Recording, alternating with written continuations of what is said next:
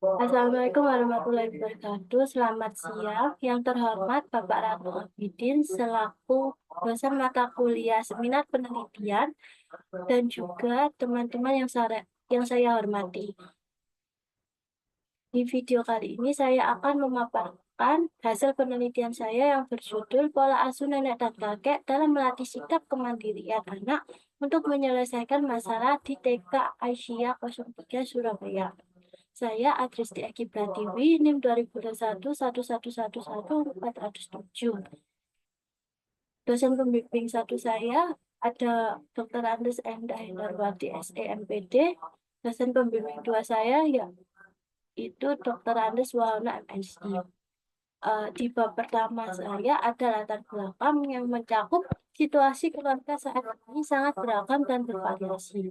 Banyak orang tua bekerja dan keluar rumah, sehingga pola pengasuhan anak digantikan oleh orang tua pendamping, nenek dan kakek. Faktanya, pola pengasuhan dalam keluarga dilakukan oleh kedua orang tua. Orang tua bekerja sama untuk memberikan perawatan dan pendidikan bagi anak mereka. Keduanya memantau tumbuh kembang anak dan memberikan perhatian yang optimal. Namun kenyataannya, keadaan tersebut tidak selalu terjaga. Dampak pola asuh nenek dan kakek terhadap perkembangan karakter anak, yakni anak cenderung lebih manja, sangat susah untuk diberitahu, keras kepala, segala permintaan cucu selalu diberikan. Sebagian kecil dapat disimpulkan memiliki karakter cenderung manja dalam artian setiap keinginannya harus dipenuhi oleh nenek dan kakek tersebut. Selanjutnya, ada rumusan masalah. Yang pertama, bagaimana pemahaman nenek dan kakek dalam mendidik anak agar memiliki sikap kemandirian dalam menyikapi sebuah permasalahan dalam diri anak. Yang kedua, bagaimana hambatan pola asuh nenek dan kakek dalam mengajarkan anak tentang sikap kemandirian dalam menyelesaikan suatu permasalahan dalam diri anak. Selanjutnya, tujuan penelitian. Ada dua. Yang pertama, untuk mendeskripsikan bagaimana pemahaman nenek dan kakek dalam mendidik anak agar memiliki sikap kemandirian dalam menyikapi sebuah permasalahan dalam diri anak. Yang kedua, untuk mengetahui hambatan pola asuh nenek dan kakek dalam mengajarkan anak tentang sikap kemandirian dalam menyelesaikan suatu permasalahan dalam diri anak. Selanjutnya, manfaat penelitian. Yang pertama, memberikan kontribusi dalam pengasuhan nenek dan kakek sebagai orang tua pendamping. Yang kedua, sebagai referensi dalam meningkatkan pola pengasuhan nenek dan kakek sebagai orang tua pendamping. Selanjutnya, manfaat untuk anak. Untuk membantu meningkatkan kemandirian dan kematangan emosi anak yang mendapatkan pengasuhan atau diasuh oleh nenek dan kakek. Bagi nenek dan kakek, diharapkan kedepannya menjadi sumber wawasan pengetahuan dan rujukan bagi nenek dan kakek dalam menentukan pola asuh yang tepat untuk meningkatkan kemandirian dan kematangan emosi cucunya. Bagi orang tua, diharapkan dapat memberikan bahan informasi atau input terhadap orang tua atas anak yang mendapatkan pengasuhan dari nenek dan kakek, dan diharapkan adanya kesamaan tujuan dan komunikasi antara orang tua dengan nenek dan kakek. Selanjutnya di bab kedua ada kajian teori. Kajian teori di sini mencakup nenek dan kakek seringkali mengingatkan, mohon maaf, nenek dan kakek seringkali memainkan peran pengasuh yang sangat penting, terutama ketika orang tua bekerja atau sibuk.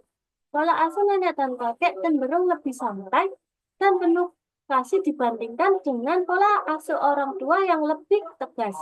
Keterlibatan nenek dan kakek dalam kegiatan sehari-hari anak, seperti membimbing dalam tugas rumah atau membantu memecahkan masalah kecil, dapat memperkuat pengembangan sikap kemandirian anak, menunjukkan bahwa peran nenek dan kakek sangat penting dalam membimbing anak menuju kemandirian.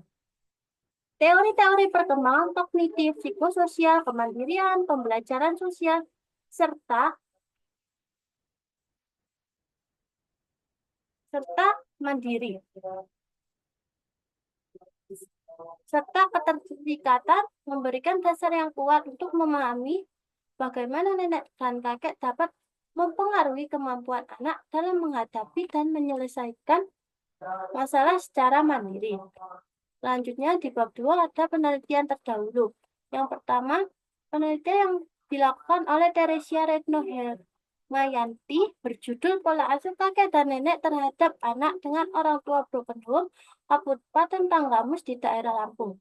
Penelitian ini menggunakan metode pendekatan kualitatif bersama metode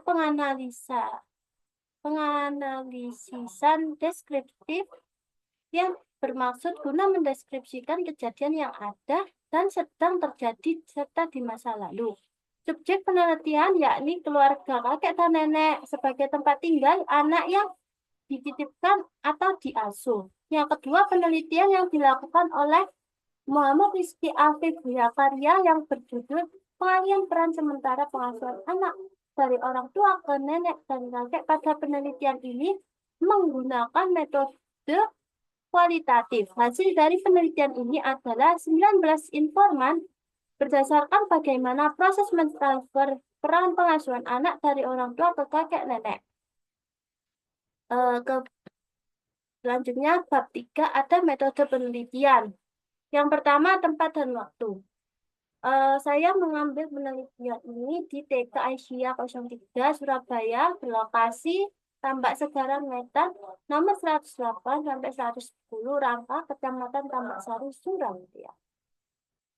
Waktu penelitian dilaksanakan selama 7 bulan, dari bulan Oktober sampai Mei. Subjek penelitian, saya mengambil anak-anak yang diasuh oleh nenek dan kakek yang berperan dalam pola asuh, dan orang tua yang terlibat dalam pengasuhan anak.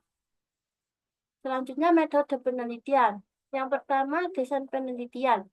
Penelitian ini menggunakan metode penelitian deskriptif kualitatif.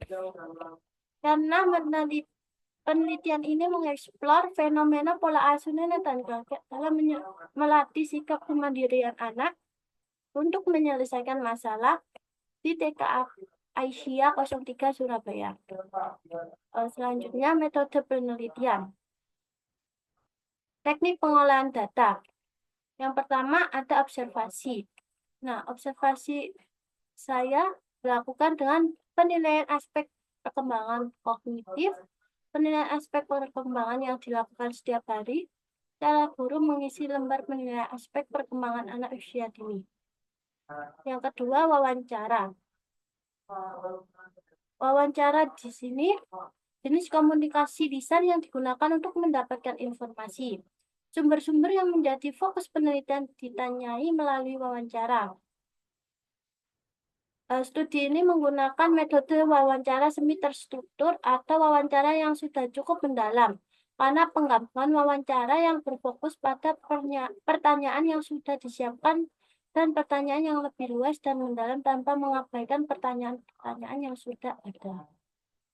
Selanjutnya, dokumentasi. Dalam penelitian, dokumentasi atau dokumen memiliki dua makna. Dokumen seperti catatan, foto, rekaman, video, atau apapun yang dibuat oleh peneliti. Dokumentasi dengan peristiwa, momen, atau kegiatan masa lalu.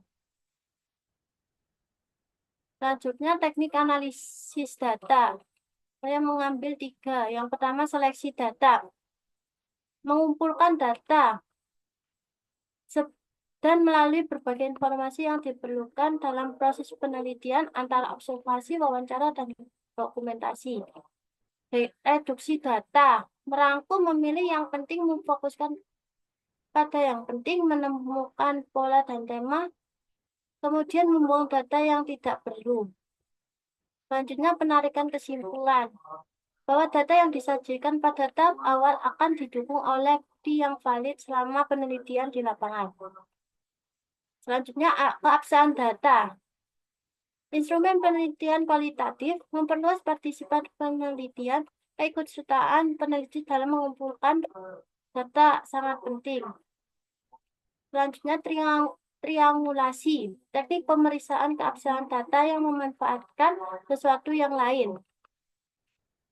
Triangulasi sebagai sumber berarti membandingkan dan mengecek balik derajat kepercayaan suatu informasi yang diperoleh melalui waktu dan alat.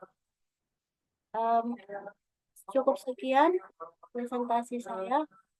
Mohon maaf bila ada kesalahan kata dan perbuatan. Saya mohon maaf. Wassalamualaikum warahmatullahi wabarakatuh.